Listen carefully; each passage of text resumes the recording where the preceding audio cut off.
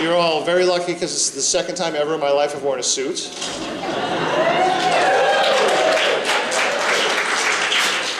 Joanne had to talk me out of wearing my pickles or cucumber soaked in the evil t-shirt, so sorry. Well, good morning, everyone.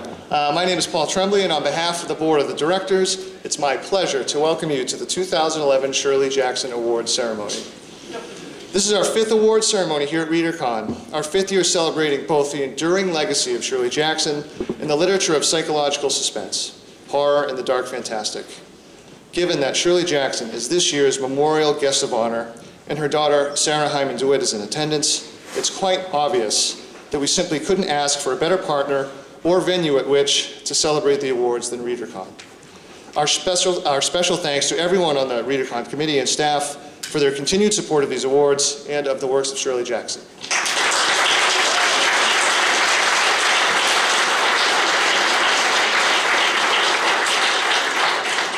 It is, of course, an honor and privilege to be associated with Shirley Jackson, and our awards would not be possible without the generous support of the Jackson estate. Please give them a round.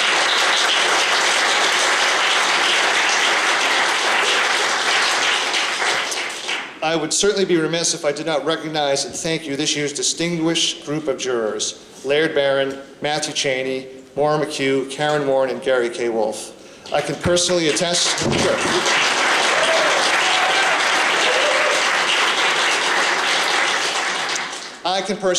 the crushing volume of submissions they read and considered. Thank you, jurors, for your commitment to reading widely and seeking out outstanding achievement in contemporary dark fiction. Speaking of outstanding achievement, I'd like to extend a special welcome to the amazingly talented nominees. I want to ask them to stand so everyone may give them a round of applause.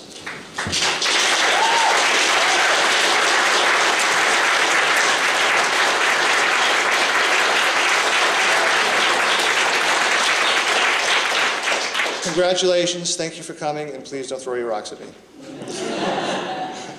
Our thanks go as well to our Board of Advisors for their support and recommendations, and to the publishers for their submissions and assistance.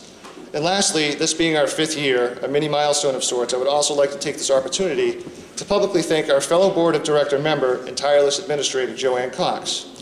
Anything that is right with the running of our awards is due to Joanne, including our shiny new official nonprofit incorporated status. Woo.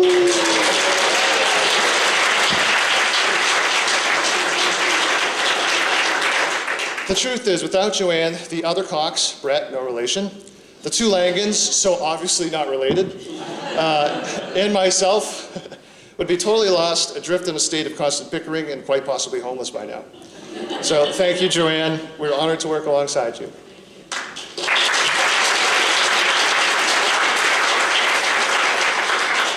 All right, let's get this going. And now I'd like to call F. Brett Cox to share a few words about the awards.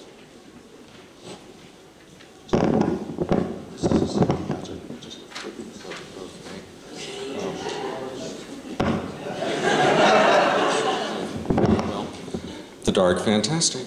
Well, welcome everybody and good morning. It's a great pleasure to be here once again for the 5th, amazingly 5th, annual Shirley Jackson Awards. And the awards were established to honor excellence in writing and horror and the dark fantastic and psychological suspense. And even though that may be a somewhat unwieldy description, it is of course impossible to name an award after Shirley Jackson and have it go for just one thing. We try to cover the spectrum there, and I'm somewhat bereft because Paul has already explained the lack of relation among the various jurors, but it doesn't hurt, but it's true. John's not related to Sarah, I'm not related to Joanne, and Paul remains, as always, a troublesome outlier.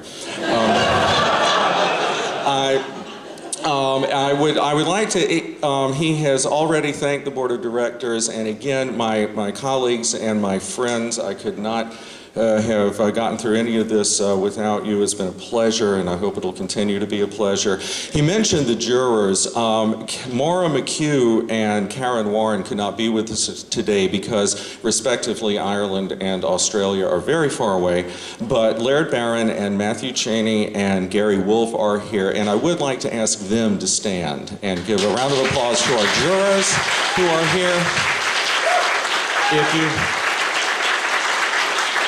If you have ever served on a jury, you know how much they deserve that applause. And thanks again, and congratulations again to our nominees. It's a wonderful selection of work this year, and as always, you are making us all look really, really good. And with that, I'd just like to move ahead to to someone you want to listen to much more than you want to listen to me. Our co-guests of honor. We're very fortunate this year to have two of the leading lights of horror and dark fantastic fiction as the Readercon co-guests of honor. And so this year, for the first time, we have co-MCs. And I would like to introduce the first co-MC, who at this point needs no introduction. Just if you haven't read the program book yet, go do that. You'll learn a lot. It is my great pleasure to welcome a fine writer and someone I've been very privileged to get to know over the past several years, Peter Straub.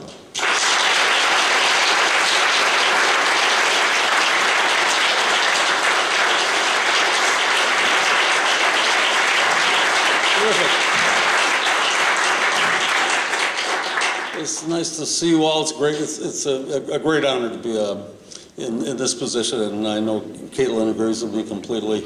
It's been a wonderful few days. Caitlín worked even harder than I did, and what a soldier. Anyhow, it's been wonderful. This is somehow the culmination, and we all look forward to it. These awards have acquired weight and gravity over the short term in which they've been awarded. And I want to say a few words by way of prologue about what may be, well, what certainly is Shirley Jackson's most famous collection of short stories. If you look at this book, I spoil this by speaking to a small, very select audience the other day, you'd think it was called The Lottery and Other Stories. But that's not really the name of this book. The real name of this book is The Lottery, or The Adventures of James Harris. James Harris is a mysterious figure, takes several forms, ages, and characters, who moves in and out of a great many of these stories.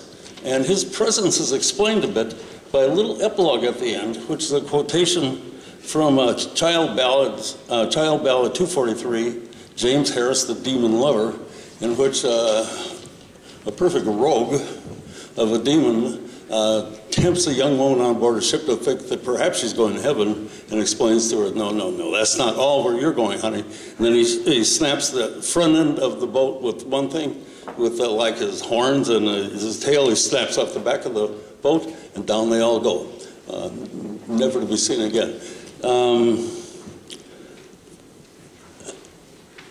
In an epilogue to a collection that Stanley Edgar Hyman put together after his wife's death, called Come Along With Me, Hyman included a wonderful and strange and funny piece by Shirley Jackson explaining, as if it were all coming all over again with a fresh surprise to her, the response that she got to the publication of the story, The Lottery.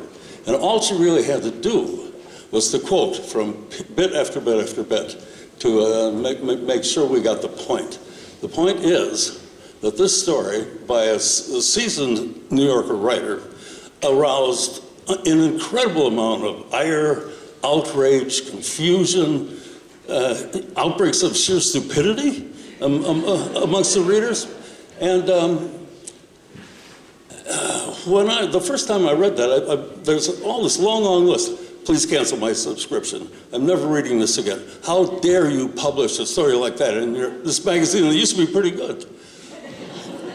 Miss Jackson, where can I go to this village? Where can I find this village, please? Miss Jackson, I am an anthropologist, and I want to inform you there's no society on earth that acts this way. But most of them are just white hot with anger. Now, I believe I have been, I lived long enough to understand that people who arouse that degree of anger did not do so entirely innocently. That there's something in Shirley Jackson, who probably pretended as though this weren't true, that was aware she was going to incite a little more disturbance in the relatively placid ranks of New Yorker readers than ever really had been stirred up before. So now we might think about what is it in Shirley Jackson's life, before I look at some of these stories, what was in Shirley Jackson's life that might have caused her to harbor feelings like this? Well, a great deal about her life. To begin with her parents, especially her mother, Geraldine, who never once got what her daughter was about, and who never, from what I can see, never missed an opportunity to write to Shirley and say things like, you know, Shirley, it was a nice picture, I guess, but your daughter looks very embarrassed to be standing next to a person like you. Please, for the rest of us, won't you lose some weight? Unrelentingly, time after time after time, she didn't much like her daughter's work, but she was absurdly fixated on her daughter's appearance. That's enough to make a girl angry, is my opinion. Then there's Mr. Hyman himself, a brilliant, brilliant man. When I was in my 20s, I read The Armored Vision and The Tangled Bank, two brilliant books. I wasn't quite aware then that man had been married to Shirley Jackson. I don't want to go too far with this, but he was a man who taught at a girls' school in an age when faculty-student romances were hardly unknown and may have been discouraged officially, but really very seldom, I think. The Oppenheimer biography makes it clear that there was some of this smoke going on in the marriage. Then there was 5 children. My mother had 3 children, and she was out of her mind most of the time. You know, it's tough. It calls for a degree of selflessness that most writers would find it very difficult summing up. And Shirley worked hard. It's a tough balancing act, is all I'm saying, and there must have been times when the impatience just overflowed. I don't get much sense of that from the biography, in which Miss Jackson is often seen reading to her children and dealing quite well with them when they're small, at least. And there we have, as a kind of false evidence, those 2 books written as very clever, warm-hearted magazine pieces, comic pieces about raising her children. These, of course, bear about as much relation to actual reality as Irma Bombeck does. You know, I don't know if the grass grows greener over the septic tank, but there is a septic tank. You may be sure of that. Now, these stories add up to a kind of a point of view, I think, and I don't want to take a great deal of time doing this, and I won't go through all the stuff I've noted, but I just want to note that they break down in several categories. There are, first of all, a number of stories based on children, in which children take the lead. There are stories, a few more stories, more than stories about children, set in small towns. And there are 3 stories that deal really head on with racism or anti-Semitism. Of course, these categories crossbreed. There's one story about children in a small town confronting racism. However, the children in these stories are really the only people who come out well. And the only children who come out well are the children who are unrelievedly bratty, who are irritated, who are disobedient, and who are not at all afraid to tell off adults who want them to do things that they don't want to do. This is the way to keep your head on your shoulders if you're a child in a Shirley Jackson story, where these children also, I think, are intended to alarm the reader a little bit, but not as much as many of the adults who interfere with them. The same James Harris appears in one of the best stories about a child. The story is called The Witch, which a very inventive little boy is on what's called a coach, I suppose a train, with his mother, and a man named Mr. Harris comes into the compartment, and the boy starts talking about witches and things they do. Very alarmingly, the man sort of declares himself an outright, straightforward perv by trumping what the child says and going on to make the child's kind of lighthearted description of the cruelty sadistic and mean-spirited. The mother stares the guy down and says, "Mister, you can't talk like this anymore. Please get out of this compartment." And the little boy says, when it's over, he says, "Probably he was a witch." Well, and he might have been. There's another story in which James Harris seems more benign, but is working as the owner of a bookstore in a story that's rather wonderfully, if you went to college when I did, called Several Types of Ambiguity. There's a young man who comes into the bookstore frequently and peruses the book, 7 Types of Ambiguity. He doesn't have enough money to buy it, but he wants to read it, and he does read it in the store. A pair of rich vulgarians come in. They want to buy books by the yard to furnish their house. Mr. Harris is very happy to sell them yards of books. The boy goes out, and after he's gone out, the terrible husband says, "What was that book that kid was interested in?" Mr. Harris said, "It's right over there, 7 Types of Ambiguity." The guy looks at it and says, "That looks pretty good. You think that kid is ever going to buy it?" Mr. Harris said, "I don't think so." The guy said, "Here, sell it to me. I'll take it." And he takes the boy's prize, and he waltzes right out of the store with it. Well, that's a very chilly little story.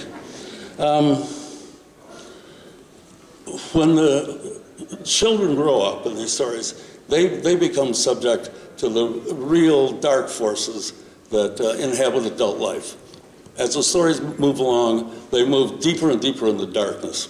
There are stories about people who are stifled, all but suffocated, by the stupidity and arrogance of their neighbors in the small town where they live. In one case, the neighbors are the Harrises, and you know they're going to be really terrible, terrible neighbors. In another case, you know, the young woman in the house is going to have her life completely dominated by the moron who's a cleaning woman who has the support of everybody else in the village. But in a way, the most terrifying of these stories, until we get to the lottery itself, is a story called The Tooth, about a woman from a small town upstate New York, or Vermont perhaps, who takes a bus into New York because she has a terrible toothache, and she is going to have it extracted. She meets a charming, though inexplicable young man on the bus. His name is James Harris, and he speaks in like folk rhymes. He's always saying, you know, at night the music never ends. The beaches are always golden hot there. He runs into her time after time after time on her journey toward the dentist, and from the dentist. When it's all over, her mouth is aflame, her mind is a little confused. Mr. Harris is out there waiting for her on the sidewalk, and he says something like, "Come along with me, honey." And it's clear that where he's going to take Our Lady is nowhere good. That story is just 2 or 3 pages away from the lottery, when the threatened woman really is killed. There's this big pattern that moves through the whole book and ends exactly where it should be. I think it's brilliant. Them's my remarks.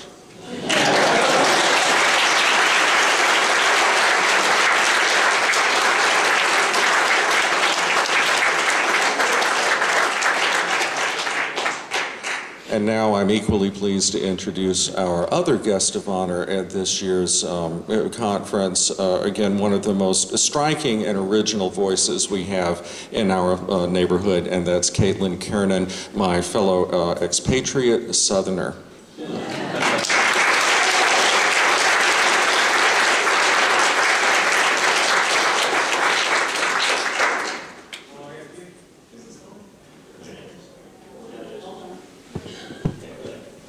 Is this thing on? Well, I want to say two things right off, and one is I hoped never in my life to have to follow Peter speaking. He had notes. I have no notes. And the other thing is, I still say that this award should end with the winner being stoned. That would be the truest tribute. Okay, where am I going to start? I discovered Shirley Jackson at a very young age. And part of this, I think, is because my mother probably didn't pay as good of attention to what I was reading as she should have. And part of it was because, in fact, she did read me stuff that I wonder if you should have read a fourth grader or a third grader, like Dracula and like The Haunting of Hill House. It terrified me.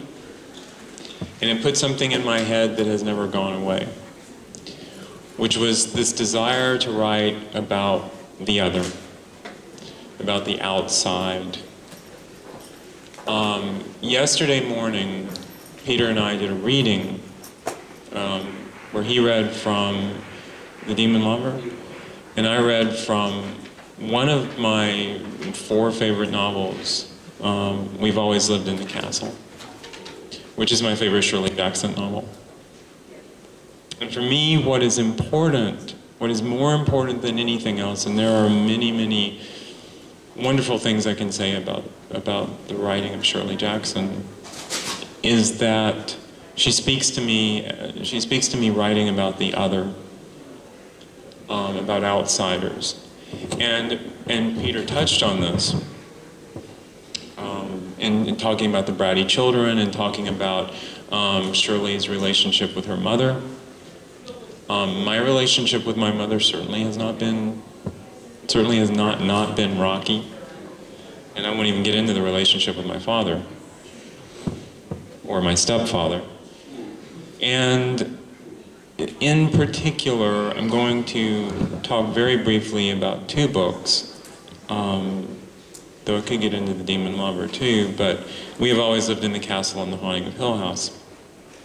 Yesterday morning, and every time I read a book I find new stuff. Yesterday morning I was reading the first chapter of We Have Always Lived in the Castle, and it struck me in a way that it never quite struck me before, because generally when I read the beginning, when Maricat is having to go to town to get groceries, and she's describing the nightmare of going to town to get groceries, and she compares it to playing a board game. And, you know, it's like she's got this sort of ritual that people with this obsessive compulsive disorder have. And it's like, well, I'm going to walk here, and I'm not going to walk by this house, and I don't want to walk by that store, and if I step on the crack 2 steps back, oh, I did this right, I get to take 2 steps forward, oh, I did that wrong, I lose a turn. And I read it in a way I'd never read it before. Despite Maricat's horrible difficulty in doing an extraordinarily simple thing, going to town, walking to town to get the groceries, being who she is, and I don't want to throw out spoilers if you haven't read the book. Being who she is hated and looked upon the town's people, and it's one of those little insular New England villages that I don't even know if they exist anymore, but they certainly did then, where either outsiders or people who have done something, as Maricat has apparently done, something very, very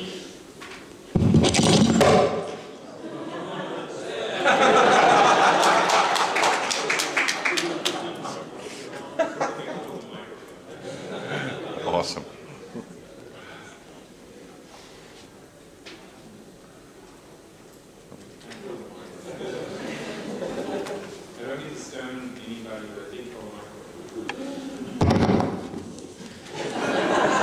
So, what struck me yesterday was, oh my God, this is funny. And Maricat is, despite the difficulties that she's having to go through, she's got this marvelous black sense of humor about it.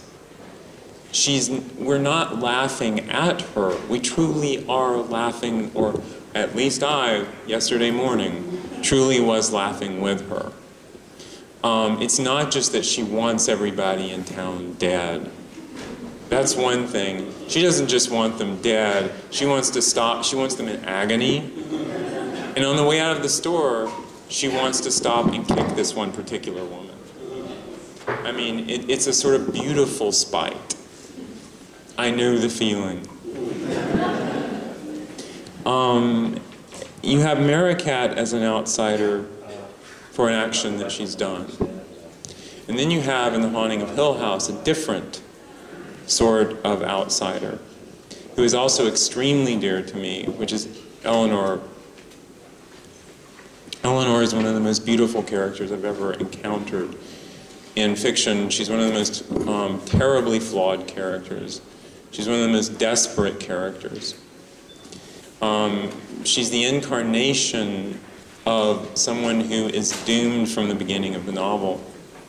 She may have been doomed from the moment, from all those years she had to take care of her sick mother. She may have been doomed from the horrid way that she was treated by her sister and her sister's husband. But certainly when she sets out to answer Dr. Montague's invitation to come to Hill House, and she really doesn't know why any more than Theodora knows why or Luke knows why, but that's not important. She's going. And oh my God, I understand this. And it's also Maricat's journey. It's like the Stations of the Cross or something. She's driving and she drives past this strange place where there's this oleander garden. And it doesn't seem to have any purpose, but it's beautiful because she's outside and she's saying, I'm really going. I'm really going. Here I am on the road. She's sort of stolen her own car. She's so beaten down by her sister and her sister's brother that just going and getting her car, which truly is half her car, from the garage is this grand rebellious statement. And here she is going down the road, and she's really going, and she passes a cottage, and it's where she's always wanted to live, and it's this beautiful little picturesque New England cottage with stone lions out front. And as we move through the novel, she incorporates these things into a fantasy life. She doesn't want the people at Hill House to know the life that she's led. She denies that stones fell out of the sky, this miraculous occurrence in her life, the thing that's landed her in Hill House, the thing that drew Dr. Montague's attention to her. She denies it. No, the neighbors hated us, and we're back to Maricat. For whatever reason, Mother always said the neighbors hated us, and they did it. They threw rocks at the house, when in fact, they just fell out of the sky. And one of the most miraculous occurrences, I mean, you can certainly argue whether or not anything is truly wrong with Hill House, beyond the lives of the people who live there. At some point, Dr. Montague says, all houses have been, people die in houses. If a house is 200 or 300 years old, people have died there and horrible things have happened there. And in that sense, Hill House isn't haunted. It has this wrong geometry that's sort of Lovecraftian, but that was done on purpose. And to me, it's a story about Eleanor going home. Journeys end in lovers meeting. And now I think that as we progress, and somebody please cut me off if I go too long. I think at the beginning, she's horrified by the house. It is a horrific thing to look upon. She then begins to try to find, because going down the road, she's got this song stuck in her head, she doesn't quite remember where it came from. Journeys End in Lovers Meeting, it's actually Shakespeare. And then she begins looking for the lovers. Is it Luke, who's this sort of dashing playboy bachelor of the 50s? Maybe is it Dr. Montague? And then we have Theodora, who was an extremely important character to me as a child because it was one of the first times I encountered a lesbian portrayed honestly. And Theodora is another very troubled character for her own set of reasons. And she's extraordinarily empathic, and she wants to protect Eleanor the same way Dr. Montague wants to protect Eleanor. Somebody yesterday made the comment that in this novel, in The Haunting of Hill House, you had these men who were doing horrible things to women, and this is just not true. Dr. Montague tries again and again to save Eleanor, just as Theodora tries again and again to save Eleanor, to get her out of the house, because they begin to realize what's happening. Eleanor has gone home. She's never had a home. Okay. I think I've said a lot. As I tend to do. I open my mouth and words come out. And so I'm just going to wrap this up very quickly. I have had a marvelous experience this weekend with Sadie that I never imagined in my life I would have the chance to have. And I can think of no greater honor. You know, you call me the guest of honor, but I am honored to be standing here right now and honoring your mother. So thank you.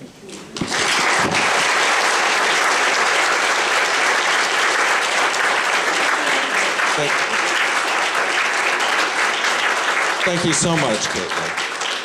Thank you so much, Caitlin and Peter. Well, as Caitlin said, and as you all know by now, both Readercon and the Shirley Jackson Awards have been given a special gift this year by the presence of Shirley Jackson's daughter, Sarah Hyman DeWitt. If you missed her talk on Friday afternoon, you missed something special, and I understand the party last night was pretty cool too. So without any further ado, I can only say that at the beginning of the conference, good Southern boy that I am, it had to be Ms. DeWitt, but for now and forever, it can only be Sadie. I am deeply honored to present to you for some brief remarks, Shirley Jackson's daughter, Sarah Hyman DeWitt.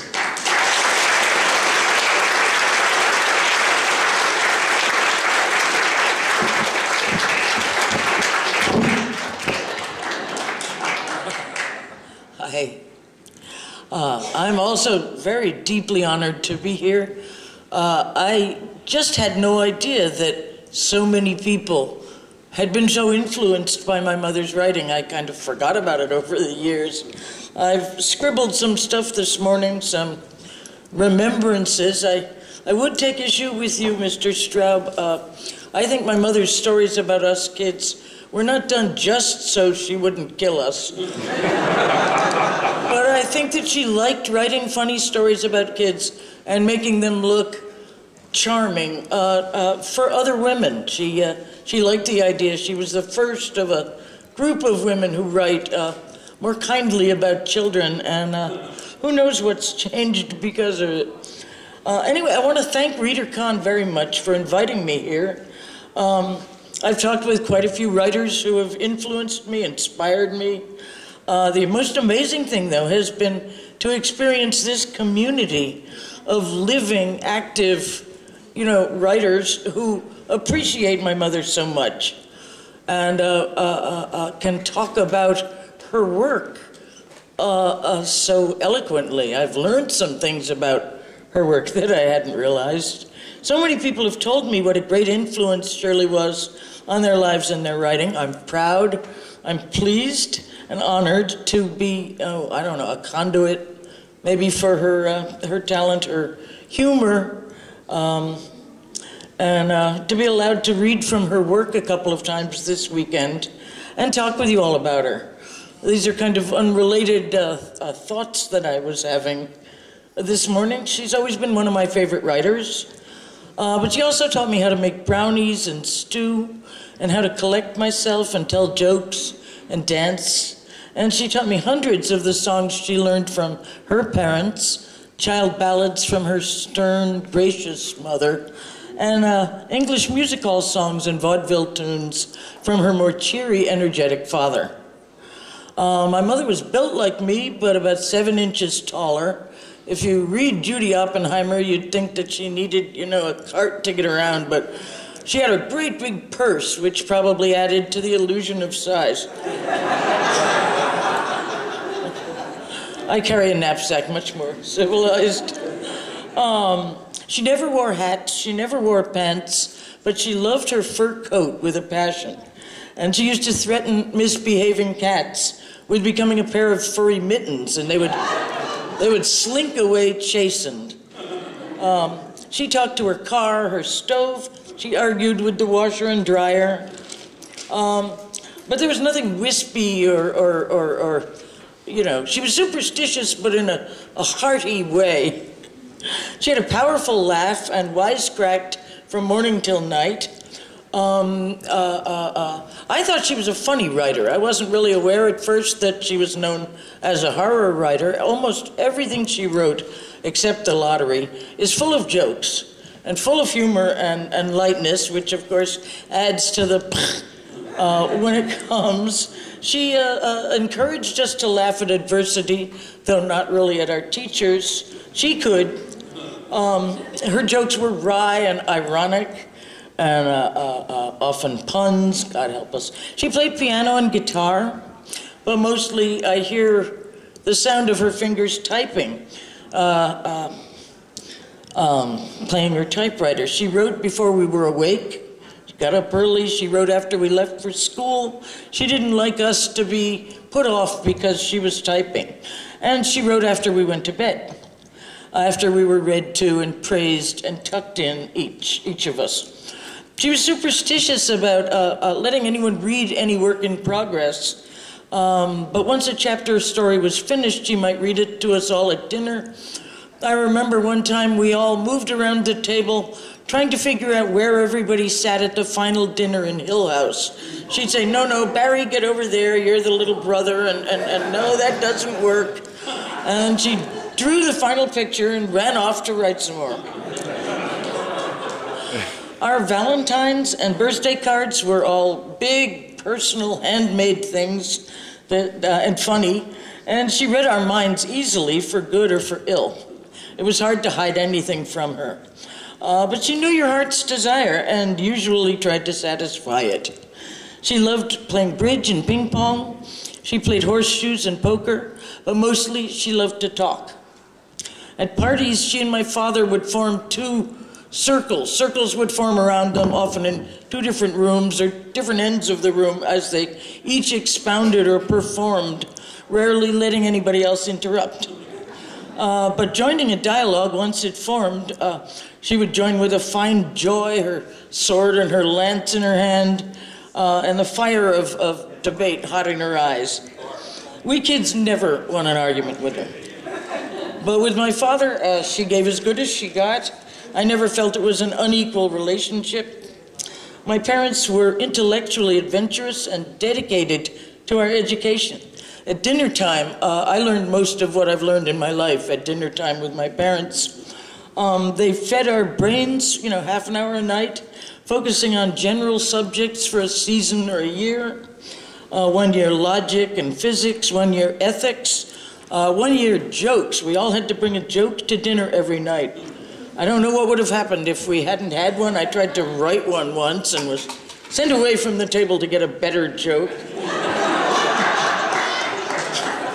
Once for about a year, they read us the Old Testament, 2 chapters a night. They would each read one and explain it and discuss it, not for religion's sake, but for the culture and the language. They both loved language. Shirley would argue against my father's Aristotelian, is that a word? Yeah. Pompousness. Throwing up magic against his Freudianism and craft above his belief in ethical imperatives. They never argued or fought in front of us, but discussions were passionate. My mother was loud and funny, fractious, and usually right. She was old-fashioned, what we would call straight. She had strong opinions about my being ladylike, about respectful language before adults, which really limited what we could bring up, and about writing and work ethic. From the age of 7, I wrote every day. It's supposed to be 10 pages or 1,000 words. It was just unspoken. Of course you'd do that, no matter what else. She never mentioned her arthritically twisted fingers, which hurt a lot and made typing always painful. But we kids were aware of it, and it made it hard for us to quit or slack off or use discomfort as an excuse for anything. Okay, I want to read a short thing. Well, it might be a minute and a half, but it's amusing, and I love it. Sorry. I think that the popular notion, she writes, of the writer as a person hiding away in an ivory tower, unable to face reality, is probably perfectly true. In my own experience, contacts with the big world outside the typewriter are puzzling and terrifying. I don't think I like reality very much. Principally, I don't understand people outside. People in books are sensible and reasonable, but outside there's no predicting what they will do. For instance, I went the other day into Quinlan's drugstore and asked them how I would go about buying enough arsenic to poison a family of 6. I had expected that they would behave as people would in any proper Agatha Christie book. One of them, I thought, would engage me in conversation in the front of the store while someone else sneaked out the back to call the cops. And I was ready with a perfectly truthful explanation about how the character in my book has to buy arsenic, and I needed to find out how to go about it. Instead, though, no one paid any attention to me. They were very nice about it. They didn't have any arsenic, actually, and would I consider potassium cyanide? Or an overdose of sleeping pills instead. When I said I had my heart set on arsenic, they said I'd better get in touch with a taxidermist since no modern drugstore stocked arsenic anymore at all. Now, you have to concede that such behavior is bewildering. If someone turns up with chronic arsenic poisoning, they probably won't even remember that I was in asking about it. Thank you.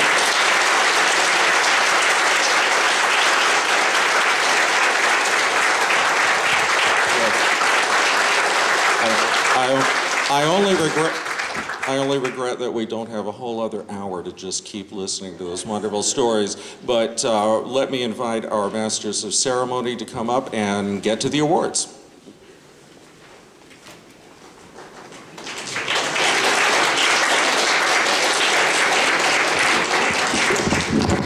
We'd have 2 microphones if I hadn't killed one.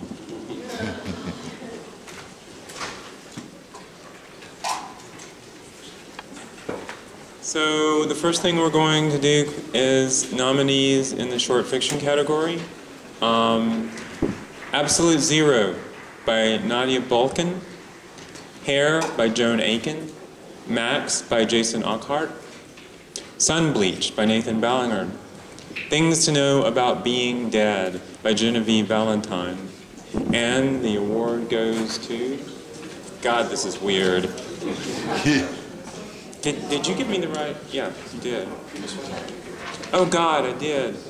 The Corpse Painter's Masterpiece by M. Rickard, which is actually the winner.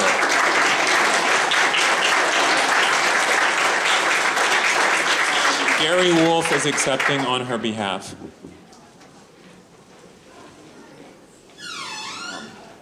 Mary sent the following note. Shirley Jackson's work has influenced many writers, including me. Her work continues to enchant even as it unnerves, occupying that space between dream and nightmare, reminding us that reality is composed of both. It's an honor to receive an award in her name. Thank you.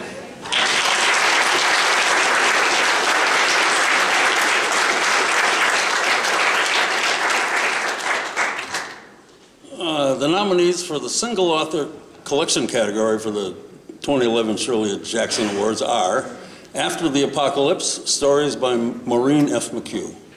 The Corn Maiden and Other Nightmares by Joyce Carol Oates. Engines of Desire, Tales of Love and Other Horrors by Livia Llewellyn. The Janus Tree by Glenn Hirschberg. Red Gloves by Christopher Fowler. And What Wolves Know by Kit Reed. And the award for Best Collection, I have a little spasm here. Well, it's After the Apocalypse, stories by Maureen F. McHugh.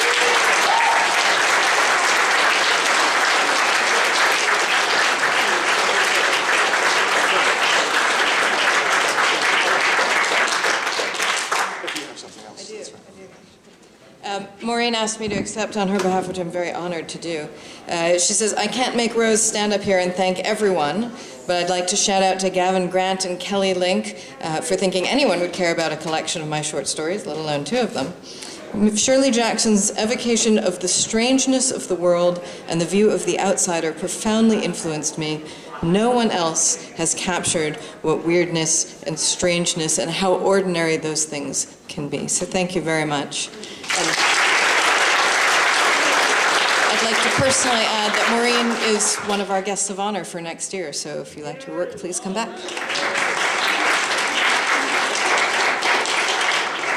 And now we have nominations in the anthology category. Blood and Other Cravings, edited by Ellen Datlow. A Book of Horrors, edited by Stephen Jones. Ghost by Gaslight, edited by Jack Dan and Nick Gievers. Supernatural Noir, edited by Ellen Datlow. Teeth, edited by Ellen Datlow and Terry Windling. And finally, the Thackeray T. Lambshead Cabinet of Curiosities, edited by Anne and Jeff VanderMeer. And the award goes to Ghost by Gaslight, edited by Jack Dan and Nick Gievers. Ellen Datlow is accepting the award.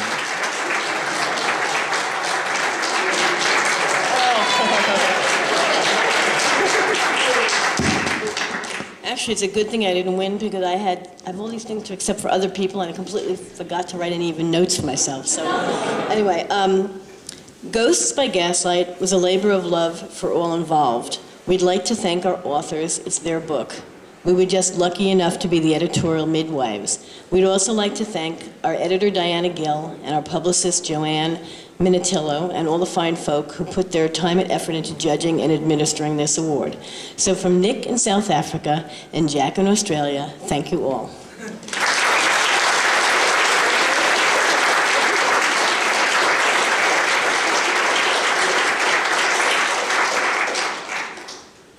The nominees in the Novella category for the Shirley Jackson Awards this year are And the Dead Shall Outnumber the Living by Deborah Biancotti, A Child's Problem by Reggie Oliver, Displacement by Michael Morano, The Men Upstairs by Tim Wagoner, Near Zenor by Elizabeth Hand, and Rose Street Attractors by Lucius Shepard.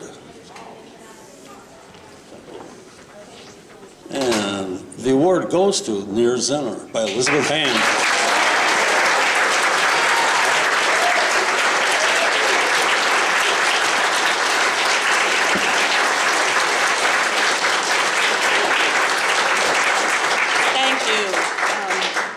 Thank you so much. I want to thank Steve Jones and Joe Fletcher, who were my editors and publisher for this. And this is just such an honor to be here, especially to have heard Sadie's talk the other day, which was really a once-in-a-lifetime experience. And I feel very strongly about this group of people and this award. As I've said before, I feel that we are living in a golden age for this kind of literature, and it is just such a privilege to be in a room with all of these people. Peter edited an anthology several years ago called Poe's Children, and I feel that everyone in this room and everyone within these walls, that we are all Shirley Jackson's children, and it's a family I'm just very honored to be part of.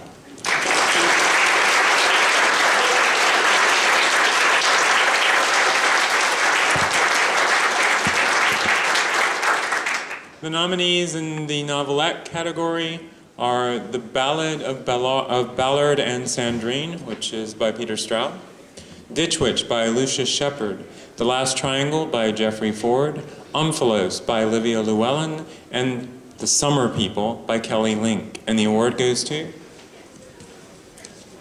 And how could we have not? The Summer People by Kelly Link.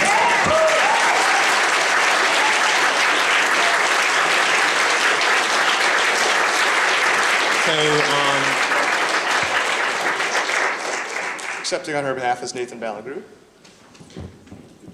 Kelly just left a short note. She says, it's an honor to be nominated. It's downright spooky to win a Shirley Jackson Award. Thanks to the judges and the administrators and to Deb Knaps and Rob Spillman for publishing the story. And of course, I owe Shirley Jackson herself and too many other writers to name a debt that I will never be able to repay.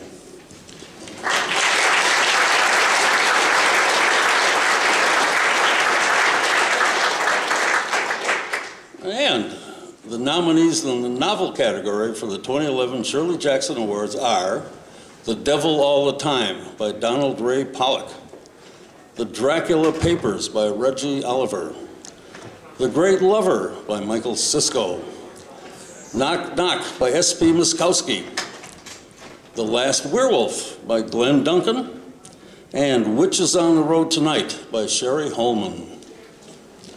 Our winner is Witches on the Road Tonight by Sherry Holman.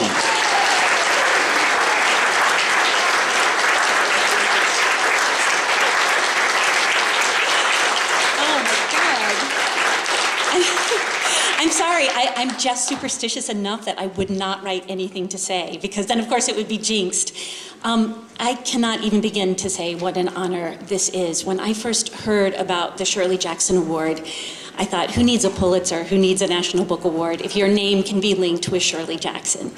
And I just remember being 14 years old and a spooky little girl reading We've Always Lived in the Castle, in the woods behind my house, dreaming of the day I could grow up to poison someone. And everybody, watch your coffee, and thank you so much. Thank you.